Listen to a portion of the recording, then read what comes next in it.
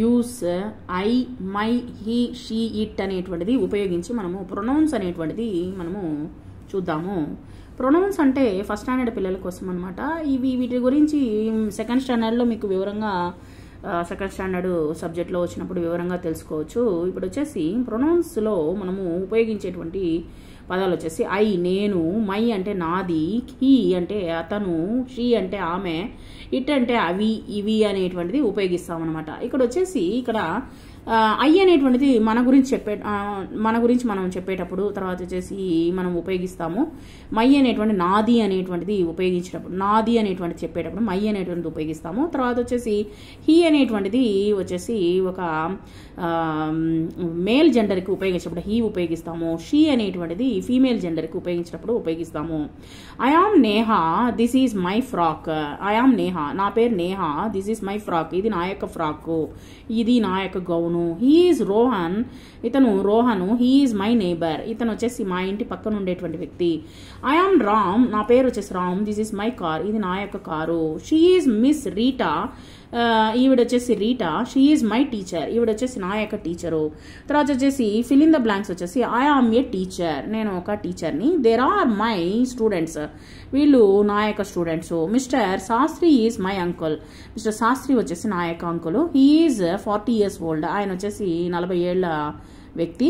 తర్వాత వచ్చేసి I am A doctor, నేను ఒక డాక్టర్ని. హీ ఈజ్ మై పేషెంట్, అతను వచ్చేసి నా యొక్క పేషెంట్. ఈ విధంగా వచ్చేసి మనము హీ, షీ, ఇట్, తర్వాత వచ్చేసి ఐ, మై అనేటువంటిది ఉపయోగించి ఎలా అనేది తెలుసుకున్నాము.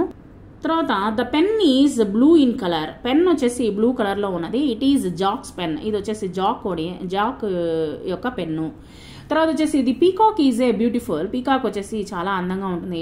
ఇట్ డాన్సెస్ ఇన్ ద రెయిన్లో, వర్షంలో బాగా డాన్స్ చేస్తూ ఉంటుంది. The kite has a long tail, kite వచ్చేసి గాలిపటం వచ్చేసి దానికి వచ్చేసి బాగా పెద్ద ఎత్తున వచ్చేసి తోక పెట్టాము. ఇట్ ఫ్లైస్ హై, ఇది వచ్చేసి ఈ తోక పెట్టడం వలన చాలా హైగా అది వచ్చేసి ఎగురుతూ ఉన్నది. Virat is a strong man, Virat వచ్చేసి స్ట్రాంగ్ మ్యాన్, అందుకనే he is a policeman, అతను వచ్చేసి police man.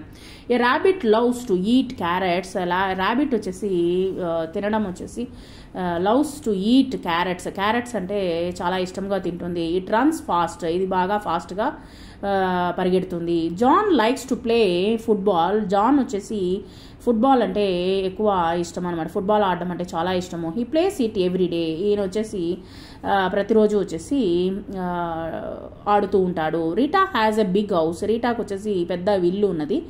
She has a big house, ఆవిడకి వచ్చేసి she has a big house అని చెప్పొచ్చు అనమాట. Anil goes to school, he goes to school అని చెప్పొచ్చు. అంటే పేరుకు బదులుగా మనం వచ్చేసి ఉపయోగించేటువంటి దాన్ని ప్రొనౌన్స్ అని అంటాం కదా. సో సర్వనామము అనేటువంటిది నామవాచానికి బదులుగా ఉపయోగించేదాన్ని సర్వనామము అని అంటాము. సో పేరుకు బదులుగా ఉపయోగించేది కాబట్టి హీ అనేటువంటిది ఉపయోగించాము, మేల్ జెండర్ కాబట్టి. అదే ఫీమేల్ జెండర్ అయితే షీ అనేటువంటిది ఉపయోగిస్తాము.